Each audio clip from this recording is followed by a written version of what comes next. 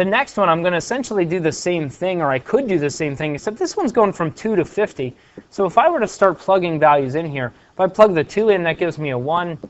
And then if I plug the 3 in, that would be my next term, maybe 6 minus 3, which is a 3. And then the next term is a 5, and then the next term. But I'd have to go all the way up to the 50th for the n value. And that just seems like a little bit too much work. I'm going to go ahead and plug the 50 in. So that gives me a 100 minus 3, which is 97. And if I were to write out all these values and add them together, that would be fine. I'm just going to jump ahead and use my shortcut here, use this formula S sub n equals n over 2 times a sub 1 plus a sub n, where basically I'm going to use my first term, my last term, and then how many terms to find the sum. And in this case, if I were to count up how many terms there were, if I started with an n value of 2, keep in mind, and went to an n value of 50, that's a total of 49 terms. So n is 49 this time. My first term is the 1. My last term is the 97. And now really this just becomes a job for my calculator. And it looks like I get 2,401. All right? So I could write all these out and add them up, or as I start to see the pattern, realize that it's an arithmetic series, I can go to my summation formula. For this one, I'm going from 1 to infinity, so this is an infinite series. And right away, I can see this is in the format a sub 1 times r to the n minus 1. And so I see this thing. I can tell that it's geometric. It's an infinite geometric series, which utilizes this formula, s equals a sub 1 over 1 minus r. But this formula only works if the r value is a fraction, if it's between 0 and 1. All right? And so when I look at this thing, I see this guy, and it's a 0.5. I've got a proper fraction here, which means this one is going to have a sum. And so I can plug it into this formula. A sub 1 is right here. It's the 2. So I have 2 over 1 minus the 0.5, or 1/2. So I have 2 over 1/2, which is 4. So this infinite number of numbers is going to add up to 4. And that's it. For this one, it says one card is drawn from a standard deck of cards. What is the probability of drawing a heart? And so for this one, the probability of a heart, well, I just need how many hearts are in the deck. And there are 13 hearts in the deck out of 52 total cards, which is 1/4. That's just one of our very basic, simple probabilities. For number 38, it says a pair of number cubes is rolled. What's the probability of rolling a 6? And so here what we can do is we're still going to do simple probabilities, but we're going to set it up the same way we did our combination type problems, our complex ones, because there's a lot of different ways that I could roll a sum of 6 here. In other words, with my 2 die, I could roll a 5 on the first die and a 1 on the second die. Or I could roll a 1 on the first die and a 5 on the second die. Or I could roll a 2 on the first die and a 4 on the second die. Or I could roll a 4 on the first die and a 2 on the second die. Or I could roll a 3 on each. 3 on the first die and the 3 on the second die, and really that's like that one can't be reversed. And now when I think of this in terms of probabilities, if these are all the options, the probability of simply rolling a 5 is going to be a 1 out of 6. Likewise, the probability of rolling a 1 is a 1 out of 6. So this is also a 1 out of 6 and a 1 out of 6. So every single one of these, the probability is simply a 1 out of 6 for any one given number. But now what I want to do is I want to translate this into ands and ors. And means I multiply, or means I add. And so the ands and the ors are implied here. And now it's just a matter of punching all this in. This is going to give me a 1 over 36. This is a 1 over 36.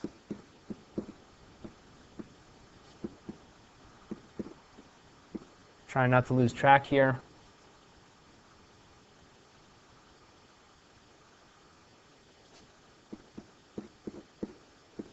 I think I got them all.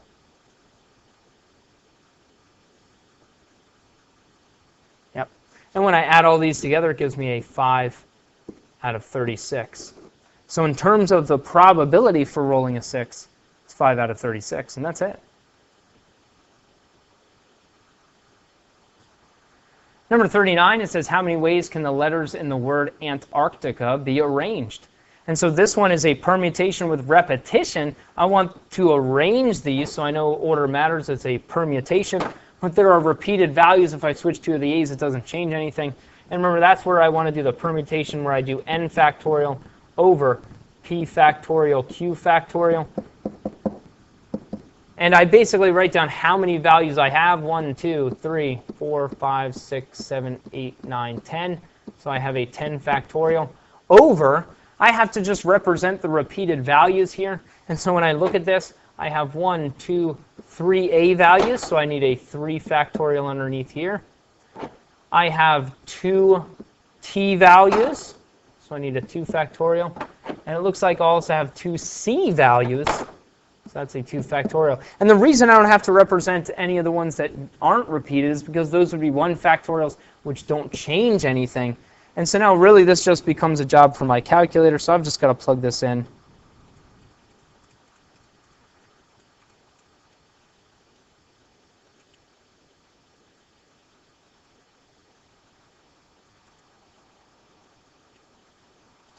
And it looks like it gives me a 151,200 possibilities. Okay? This one, it says how many different two-person teams can be made from a group of 10. And so it's just two-person teams. And so it really doesn't matter what order I choose each of those people in. It means I'm going to use my combination. So I do the combination of 10, choose 2. And really, I just plug this into my calculator. I hit the 10, and then there's that NCR button, and then the 2. Right? So, and that's under the probability menu. And that gives me a 45. Okay? Next one says, how many ways can 5 athletes be listed in a program?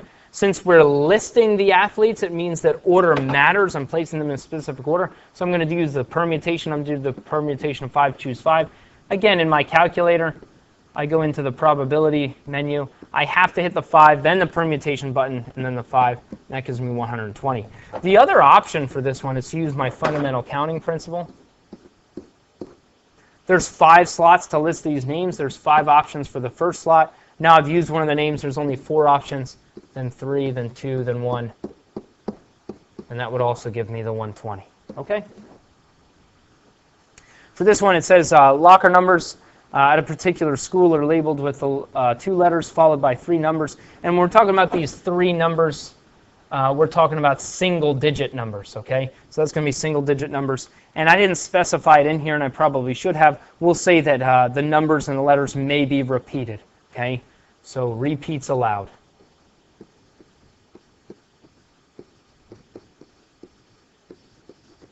And so when I do this, I basically set up the 2 slots for my letters, and then I have 3 slots for my numbers.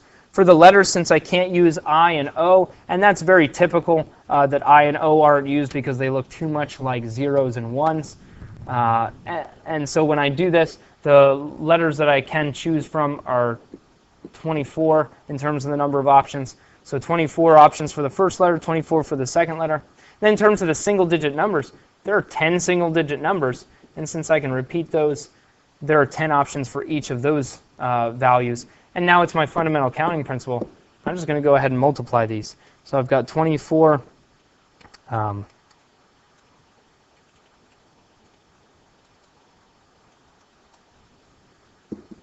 itself, and then 10 times 10 gives me 576,000. And that's it. Okay. If I take a look at this next one, I just want to simplify each of these logarithms. And really, it's just a matter of plugging these into the calculator. And what I need to do is use my change of base formula.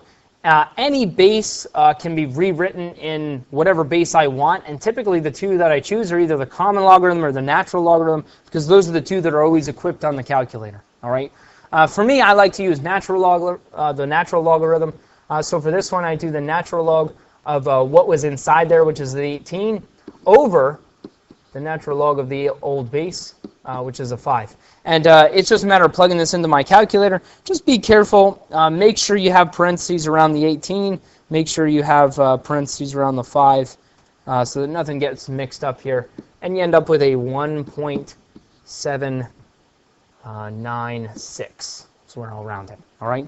I do the same thing with the next one, where I'm doing the natural log of 13 divided by the natural log of 2. And that gives me a 3.7, it's like 00 to 3 decimal places. Okay. And then a last one, I've got log base 4 of 64. And again, you could plug this into your calculator using the natural logarithms. This one's going to end up equaling a 3 exactly. And I can tell that without punching it in just because I know log base 4. 64 is 4 to the 3rd power. And what happens is log base 4 and the 4 cancel, and I'm left with the 3. Okay? But again, you can just plug that one right into the calculator. Number 46, I want to solve this thing. And in order to solve this thing, the first thing I always want to do is I want to condense these logarithms down to one logarithm. Right? If I have two logarithms being added, I can rewrite that as one logarithm of the two things being multiplied. So if I take the x minus 2 and multiply it by the x, that's going to give me an x squared minus 2x. So I've combined these into one logarithm. And now to undo log base 2, I do 2 raised to the power of each side. Over here, log base 2 and the 2 cancel out. So I'm left with just an x squared minus 2x. Over here, 2 to the 3rd power gives me an 8. And now I'm just going to solve this thing.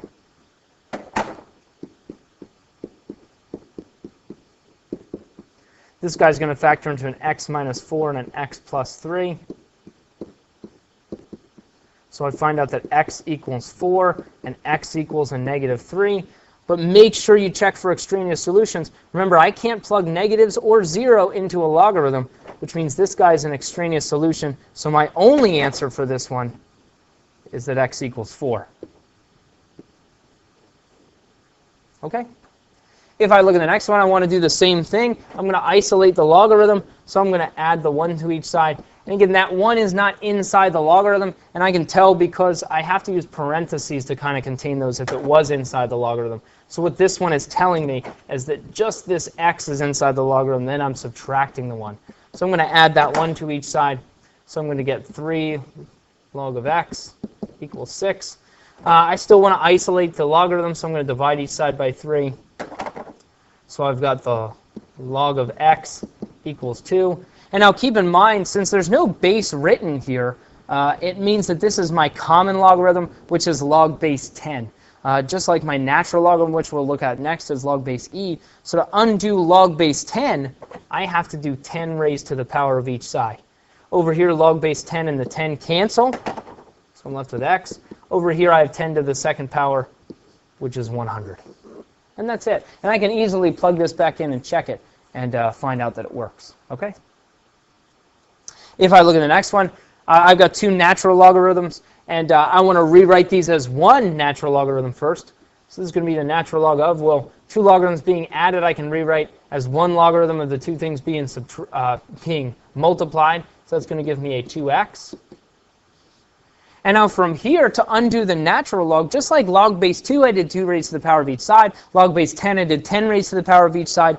The natural logarithm is log base e, so I have to do e raised to the power of each side. And when I do that, the natural log and e cancel each other out, so I'm left with a 2x. Over here, this is really just a job for my calculator. I do that e to the x button, so I do e to the 6th power, and it gives me approximately 403.42, we'll say 9. And now I just want to divide each side by 2. I'm just going to leave the value in my calculator and go ahead and divide it by 2. And when I do that, I get a 201 point, we'll say 714 when it's all said and done. Okay?